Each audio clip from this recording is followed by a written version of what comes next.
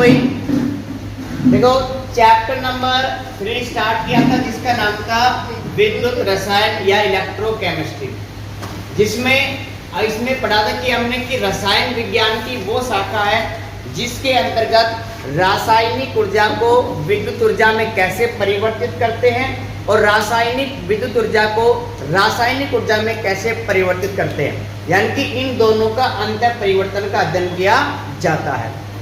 फिर हमने पढ़ा था कि सेल मतलब सेल एक ऐसी युक्ति है, एक ऐसा उपकरण है जो इन दोनों को चेंज करने का काम करता है।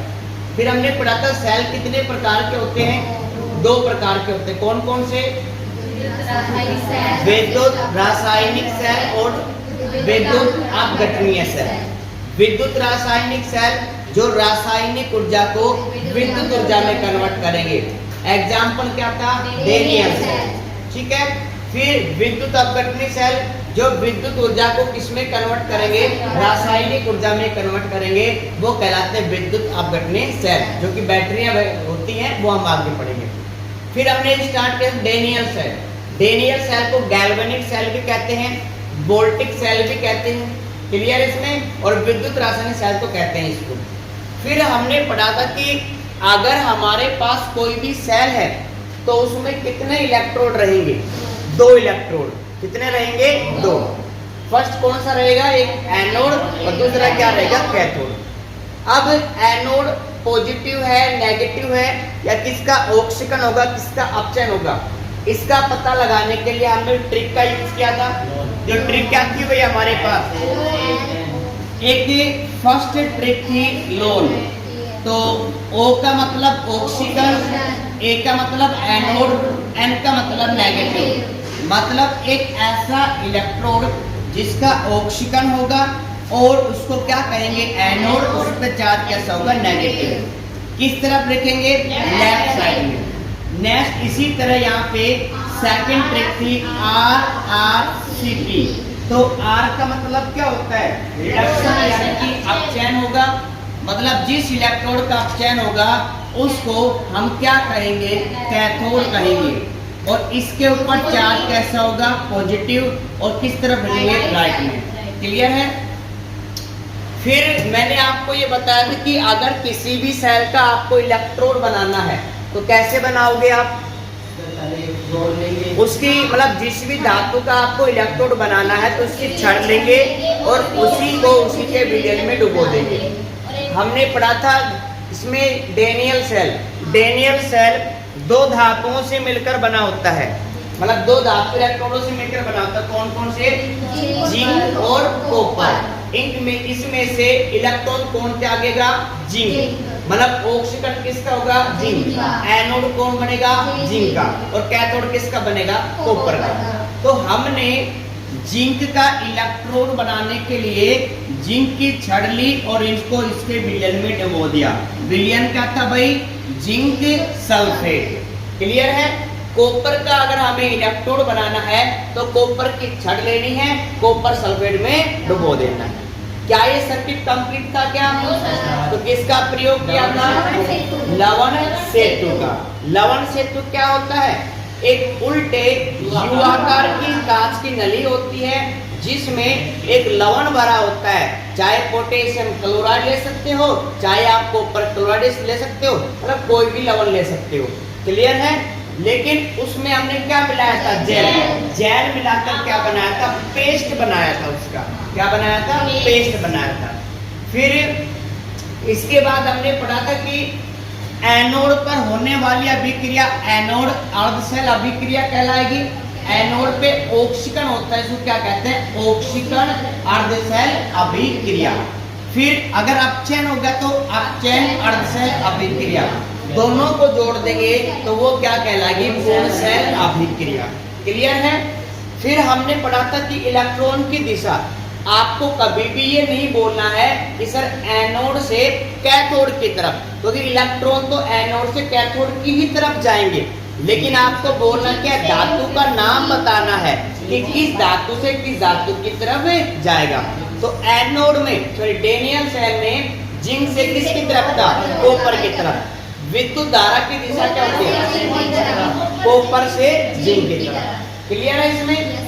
अब यहाँ पे नेक्स्ट आज का टॉपिक है सेल निरूपण। टॉपिक नोट करो भैया आप सभी, सेल निरूपण।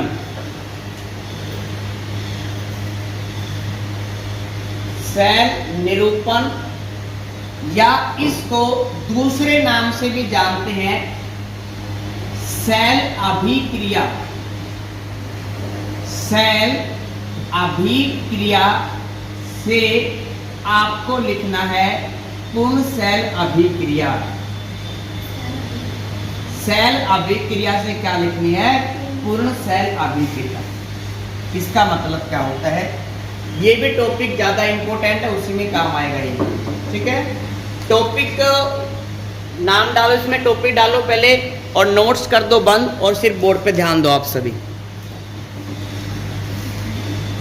देखो सेल निरूपण, जो हमारे पास सेल में क्या क्या अभिक्रियाएं होती हैं उनको हमें शो करना है। सबसे पहले आप मुझे ये बताओ कि एनोड को लेफ्ट रखेंगे या राइट में रखेंगे? लेफ्ट रखेंगे, तो सबसे पहले आपको यहाँ पे लिखना है एनोड लिखना है, और राइट में क्या होता है? कैथोड। तो ये हमारे पास क्या होगा इसमें? कैथोड। एनोड पे चार्ज कैसा होता है? नेगेटिव होता है, और कैथोड पे चार्ज कैसा होता है? पॉजिटिव होता है। अब एनोड पे हुआ क्या? तो एनोड पे क्या हो रहा था? जो जिंक था सॉलिड से किस में कन्वर्ट हो रहा था? लिक्विड में कन्वर्ट हो रहा था, यानी कि एक्वस में कन्वर्ट हो रहा था। ऐसा ही था भाई। जिंक देखो क्या था वहां पे कि जिंक जो कि कैसा था? सॉलिड। इसने 2 इलेक्ट्रॉन त्याग दिए और ये जिंक एक्वस में चेंज हो गया, और यहाँ पे क्या आ गया? प्लस का 2 चार्ज, और कितने इलेक्ट्रॉन निकले? अब एक्चुअल में हो क्या रहा है आपको वो बताना है। तो एक्चुअल में जिंक सॉलिड किस में कन्वर्ट हो रहा है? जिंक एक्वस में। जिंक सॉलिड किस में चेंज हो रहा है? जिंक एक्वस में। तो आपको यहाँ पे लिखना है कि जिंक सॉलिड ये चेंज हो गया, किस में चेंज हो गया? जिंक आयन में, और ये क्या था? एक्वस में। क्लियर है? आपको ये लिखना है, इलेक्ट्रॉन वगैरह कुछ नहीं लिखने आपको। जबकि कैथोड पे क्या होता है? कैथोड पे कॉपर आयन जो कि क्या होता है? एक्वस में होता है। कितने इलेक्ट्रॉन लेता है? 2 इलेक्ट्रॉन, और क्या बनाता है? कॉपर सॉलिड बनाता है। तो वास्तव में हो क्या रहा है कि कॉपर एक्वस चेंज हो रहा है किसमें? कॉपर सॉलिड में। तो आपको यहाँ पे लिखना है कि कॉपर आयन जो कि एक्वस में है ये चेंज हो गया किसमें? कॉपर सॉलिड में। क्लियर है यहाँ तक सभी को? अब ये बताओ एनोड और कैथोड को जोड़ने का काम कौन करता है? लवण सेतु करता है। कौन करता है? तो लवण सेतु को कैसे रिप्रेजेंट करेंगे? लवण सेतु को हम ऐसे डबल लाइन से रिप्रेजेंट करेंगे, ठीक है। अब ये जो आपने निरूपण दर्शाया है ना, इसी को क्या कहेंगे? सेल निरूपण कहेंगे। क्लियर है? और इसी को हम क्या कहेंगे? सेल अभिक्रिया से पूर्ण सेल अभिक्रिया। अगर इन दोनों को जोड़ देंगे तो वो क्या कहलाएगी? सेल अभिक्रिया। और उसी से हमने क्या लिखा है? पूर्ण सेल अभिक्रिया। क्लियर है? तो आपको किसी भी अगर क्वेश्चन में ये कह दे कि निम्नलिखित सेल को सेल निरूपित कीजिए, या अगर आपको ये कह दे कि सेल अभिक्रिया से पूर्ण सेल अभिक्रिया लिखिए, तो आपको क्या करना है? सेम ऐसे लिखना है। ये हमारे पास एनोड पे जो भी रिएक्शन होगी आपको वहां पे लिखना है, कैथोड पे जो भी रिएक्शन होगी वो लिखनी है। इसी के साथ लवण सेतु को आपको किससे डिनोट करना है? डबल डंडी से डिनोट करना है। नीचे ये जिंक सॉलिड लिख रखा है, ये भी लिखना पड़ेगा इसमें? हाँ, ये बिल्कुल लिखने पड़ेंगे आपको। नहीं, ये नहीं लिखने आपको, ये तो मैंने आपको रिएक्शन बताई कि रिएक्शन क्या होती है। इसमें सेल अभिक्रिया मतलब पूर्ण सेल अभिक्रिया मतलब सेल निरूपण ही कहना चाह रहा है साहब, मतलब दोनों का एक ही है, ठीक है। इसीलिए मैंने आपको दोनों वर्ड लिखाए हैं, क्योंकि एग्जाम में अगर वो क्वेश्चन दे देगा तो आप तो ढूंढते फिर सर क्या है, मतलब सेल अभिक्रिया से पूर्ण मतलब दोनों ही सेम है? नहीं, दोनों सेम नहीं है। सेल अभिक्रिया से पूर्ण सेल अभिक्रिया का मतलब आपको ऐसे इसको क्या करना है, निरूपित करना है। क्लियर है यहाँ पे सभी को? आप ये नोट करो, फिर हम नेक्स्ट टॉपिक पढ़ेंगे इसमें कि उस गैल्वेनिक सेल को दर्शाइए जिसमें निम्नलिखित अभिक्रिया होती है। तो अभिक्रिया हमारे पास क्या है वो लिखो आप पहले सभी।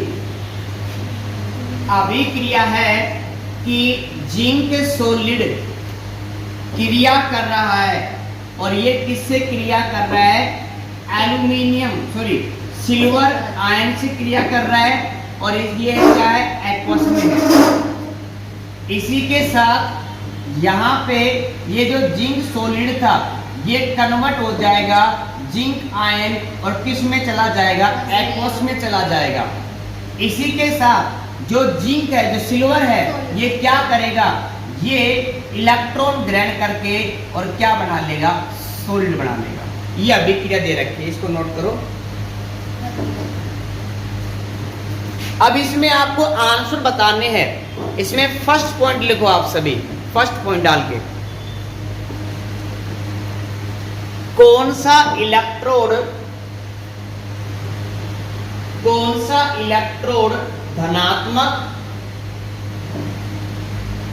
व ऋणात्मक है। कौन सा इलेक्ट्रोड धनात्मक व ऋणात्मक है। सेकंड इसी में लिखो क्वेश्चन, इसी में पॉइंट सेकंड लिखो। सेल में धारा व इलेक्ट्रॉन की दिशा बताइए। सेल में धारा व इलेक्ट्रॉन की दिशा बताइए। इसी में लिखो थर्ड, प्रत्येक इलेक्ट्रोड पर होने वाली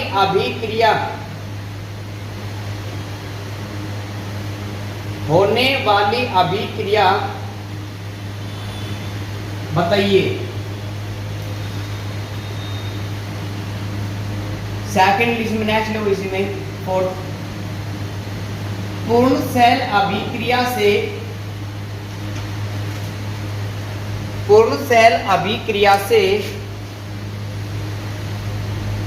सेल अभिक्रिया का निर्माण कीजिए।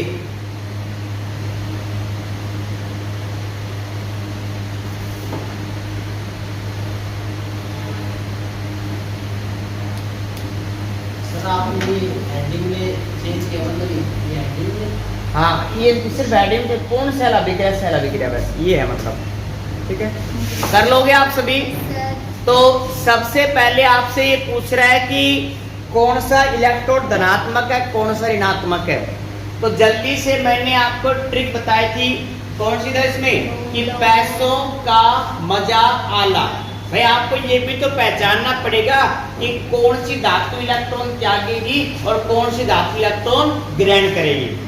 ये कैसे पता लगाएंगे, जो हमने सारणी पढ़ी थी, ट्रिक पढ़ी इसमें कि पैसों का मजाला, और मैंने आपको ये भी बताया था कि ट्रिक में जो ऊपर पाया जाएगा उसका क्या होगा, ऑक्सीकरण, और जो ट्रिक में नीचे पाया उसका क्या होगा, अपचय, ठीक है। और जिसका ऑक्सीकरण होता है वो क्या कहलाएगा, एनोड, और जिसका अपचयन होगा वो क्या कहलाएगा, कैथोड।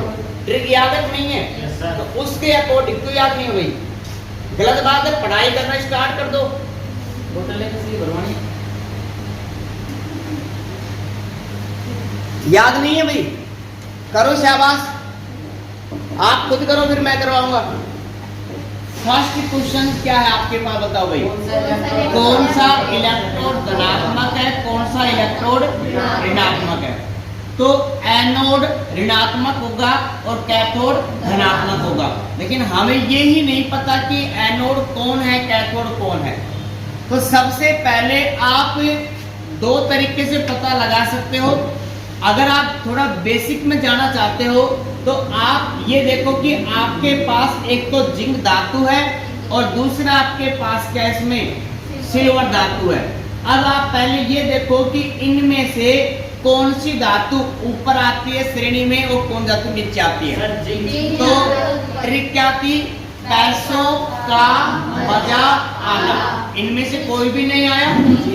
जीन्स, तो पहले क्या आया है? जीन्स। तो जीन्स फैशन लड़ावे है। क्यों? तो मरे एजी, तो एजी क्या है? बाद में है। तो जो श्रेणी में ऊपर आएगा उसका क्या होगा? ऑक्सीकरण। इसका मतलब जिनका क्या होगा? ऑक्सीकरण। तो ये किसका काम करेगा?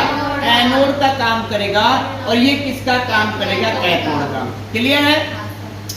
लेकिन अगर आपके पास ये ऐसे सारणी दे रखी है या ऐसे पूर्ण सेल अभिक्रिया दे रखी है, तो आप अभिक्रिया देखकर भी पता लगा सकते हो कि किसका ऑक्सीकरण हुआ है, किसका अपचयन हुआ है। कैसे पता लगाओगे भाई आप सभी? तो देखो, आप यहाँ पे फोकस करो जिंक। जिंक के ऊपर कोई चार्ज है क्या? नहीं है। तो इसका ऑक्सीकरण कितना है? 0 है। यहाँ पे जिंक पे चार्ज कितना है? +2। तो ऑक्सीकरण अंक में वृद्धि हुई है कि नहीं हुई है? ऑक्सीकरण अंक में वृद्धि होना क्या कहलाएगा? ऑक्सीकरण। तो जिंक का क्या हुआ है? ऑक्सीकरण। और एजी का क्या होगा? अपचयन। तो जिसका ऑक्सीकरण होता है वो क्या होगा? एनोड। और एनोड पे चार्ज कैसा होगा? तो आप लिख सकते हो यहाँ पे कि ऋणात्मक इलेक्ट्रोड। ऋणात्मक इलेक्ट्रोड कौन सा है भाई? जिंक का है। एनोड मत लिखना, ध्यान रखना, एनोड तो नेगेटिव आएगा इसमें। इसी के साथ साथ धनात्मक इलेक्ट्रोड कौन सा है हमारे पास? धनात्मक इलेक्ट्रोड किसका है? एजी का है। क्लियर यहां तक सभी को? अब सेकंड आपसे क्या पूछ रहा है? इलेक्ट्रॉन की दिशा और विद्युत धारा की दिशा। तो इलेक्ट्रॉन एनोड से किसकी तरफ जाएंगे? कैथोड की तरफ। एनोड से कैथोड की तरफ। मतलब जिंक से किसकी तरफ जाएंगे? सिल्वर की तरफ। तो आप यहाँ पे लिख सकते हो इलेक्ट्रॉन की दिशा। तो इलेक्ट्रॉन की दिशा किस ओर रहेगी भाई? जिंक से किसकी तरफ रहेगी? एजी की तरफ। क्लियर है? या तो हिंदी में लिख सकते हो जिंक से एजी की तरफ। इसी का सेकंड, विद्युत धारा की दिशा इलेक्ट्रॉन की दिशा के क्या होते हैं? विपरीत। तो इलेक्ट्रॉन किस ओर जा रहे हैं? जिंक से एजी की तरफ। तो धारा की दिशा क्या होगी? एजी से जिंक की तरफ। तो यहाँ पे आप लिख सकते हो विद्युत धारा की दिशा। और विद्युत धारा की दिशा कहां से कहां तक है? एजी से किसकी तरफ है? जिंक की तरफ। क्वेश्चन इसमें आंसर नंबर 3 बताओ क्या है भाई? प्रत्येक इलेक्ट्रोड पर होने वाली अभिक्रिया। भाई एनोड पे क्या होगा? ऑक्सीकरण होगा। तो हम उसको क्या कह सकते हैं? ऑक्सीकरण अर्धशैल अभिक्रिया या एनोड अर्धशैल अभिक्रिया। तो यहाँ पे क्या लिखेंगे? फर्स्ट इसमें ऑक्सीकरण अर्धशैल अभिक्रिया। ठीक है, अर्धशैल अभिक्रिया। तो भाई यहाँ पे देखो ऑक्सीकरण मतलब एनोड कौन है? जिंक का है। तो यहाँ पे क्या होगा? जिंक कैसा रहेगा? सॉलिड रहेगा। कितने इलेक्ट्रॉन त्यागेगा? 2। और किस में चेंज हो जाएगा? Zn+2। और किस में चला जाएगा? एक्वस में। कितने इलेक्ट्रॉन त्याग दिए? 2 इलेक्ट्रॉन। इसी के साथ हमारे पास इसमें क्या होगा? अपचयन अर्धशैल अभिक्रिया। अब सुनो ध्यान से, एजी पे कितना चार्ज है? एक एजी कितने इलेक्ट्रॉन लेगा? एक ही लेगा। इसने कितने इलेक्ट्रॉन त्यागे? 2। तो कितने एजी की आवश्यकता पड़ेगी? 2 की। तो यहाँ पे 2Ag+ कितने इलेक्ट्रॉन ग्रहण करेगा? 2। और किस में बदल जाएगा? 2Ag। और ये क्या बढ़ जाएगा? सॉलिड में बदल जाएगा। क्लियर है यहाँ तक सभी को? इसमें अब और कुछ पूछ रहा आगे? सेल निरूपण या पूर्ण सेल अभिक्रिया से सेल अभिक्रिया। तो इसी का आंसर नंबर 4। ठीक है। अब सेल निरूपण कैसे करेंगे भाई? एनोड किस तरफ रखेंगे? लेफ्ट साइड में। और कैथोड किस तरफ रखेंगे? राइट साइड में। एनोड पे चार्ज कैसा होता है? नेगेटिव। और कैथोड पे कैसा होता है? पॉजिटिव। दोनों को कौन जोड़ता है? लवण सेतु। कौन जोड़ता है? लवण सेतु। अब एनोड पे क्या हो रहा है? तो एनोड पे जिंक सॉलिड से कौन चीज मतलब इसमें जिंक +2 एक्वस में, तो आपको लिखना पड़ेगा जिंक सॉलिड किस में कन्वर्ट हो गया? जिंक एक्वस में, यानी कि जिंक आयन में चेंज हो गया। इसी तरह यहाँ पे क्या हो रहा है? एजी हमें 2 वगैरह नहीं लिखना भाई, सिल्वर चेंज हो रहा है ना, सिल्वर की सिल्वर आयन किस में चेंज हो रहा है? सॉरी, सिल्वर आयन जो एक्वस में है वो किस में चेंज हो रहा है? सॉलिड में। तो आप सिर्फ क्या लिखोगे कि सिल्वर आयन जो कि किस में था? एक्वस में था, वो इलेक्ट्रॉन लेके किस में कन्वर्ट हो गया? एजी सॉलिड में। हमें यहाँ पे 2 वगैरह की जरूरत नहीं है, हमें तो सिर्फ ये बताना है कि कौन किस में कन्वर्ट हो रहा है। क्लियर है इसमें? तो ये हमारे पास क्या है इसमें? सेल निरूपण, या इसी को क्या कहेंगे? पूर्ण सेल अभिक्रिया से सेल अभिक्रिया बनाना। सर आपने ऋणात्मक इलेक्ट्रोड लिखा है, जिंक इलेक्ट्रोड थोड़ी ना है। किसमें? सबसे पहले आंसर में ऋणात्मक आपसे क्या पूछ रहा है? इलेक्ट्रोड। तो मैंने इलेक्ट्रोड नहीं लिखा, इलेक्ट्रोड है ये। हाँ इलेक्ट्रोड तो मतलब एनोड है, इलेक्ट्रोड एक एनोड एक कैथोड। हाँ तो इलेक्ट्रोड ही कहते हैं इनको। 2 ही होते हैं इलेक्ट्रोड, या तो एनोड या कैथोड। एनोड किसका बना है? जिंक का बना है। कैथोड किसका बना है? एजी का बना है। ऐसे नहीं लिखेंगे कि ऋण आवेश वगैरह, ध्यान रखना। क्लियर है? तो ऋणात्मक इलेक्ट्रोड किसका बना है? जिंक का। धनात्मक किसका बना है? सिल्वर का बना है। क्लियर है? एक और क्वेश्चन बनता है, वो हम आगे पढ़ेंगे। क्या ये सेल बनाया जा सकता है या नहीं बनाया जा सकता? यह आपसे पूछ लेता है कि इसके विद्युत वाहक बल। अब विद्युत वाहक बल होता क्या है हम आगे डिस्कस करेंगे। क्लियर है ना? इसको नोट करो और पढ़ाई करना स्टार्ट कर दो। ठीक है ना? स्टार्ट कर देना, मैं सब ध्यान रखना। मैं मेरा क्रूर जो रूप है दूसरा वो मैं दिखा दूंगा फिर आपको। ठीक है ना? तो पढ़ाई करो फिर आप।